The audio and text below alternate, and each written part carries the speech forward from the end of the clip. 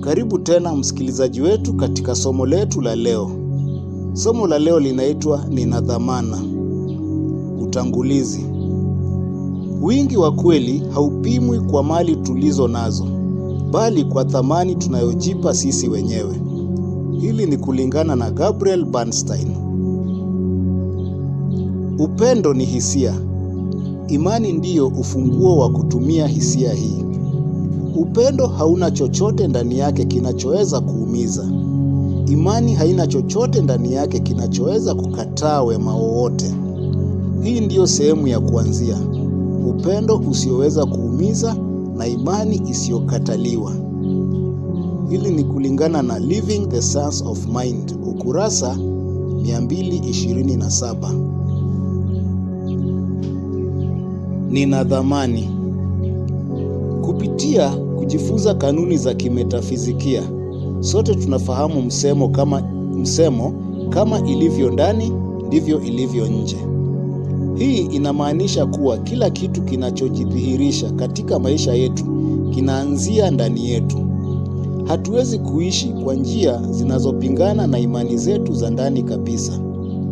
Tunaweza kutumia nguvu ya nia kubadili tabia kwa muda, lakini ikiwa hatutabadilisha imani zetu za ndani, tabia hiyo mpya itafifia pale nguvu ya nia inapokwisha. Sehemu muhimu zaidi ya imani zetu za ndani ni kukubali nafsi yetu kuwa inastahili mema. Hili lina uhusiano wa moja kwa moja na imani yetu kuhusu roho. Kama mwenye huruma, kama mwenye upendo wenyewe, kama anayejua kuwa uumbaji wake unastahili. Kutoka kwenye msingi huu wa imani, ndipo tunaweza kukuza imani katika thamani yetu binafsi. Siwezi kuonyesha wingi wa mema iwapo siamini kwamba nastahili mema hayo.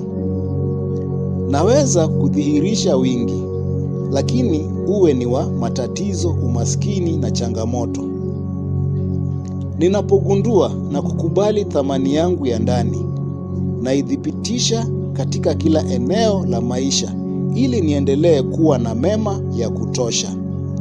Kwa njia hii, naumba maisha ya uwezekano, ya furaha na ya kutosheka.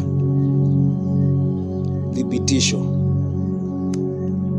Mimi ni mmoja na roho. Ninalithibitisha hili kwa kutambua kuwa nastahili mema yote. Ninastahili kwa sababu nipo, na hakuna jambo nitakalofanya au kushindwa kufanya litakalopunguza thamani yangu ya asili.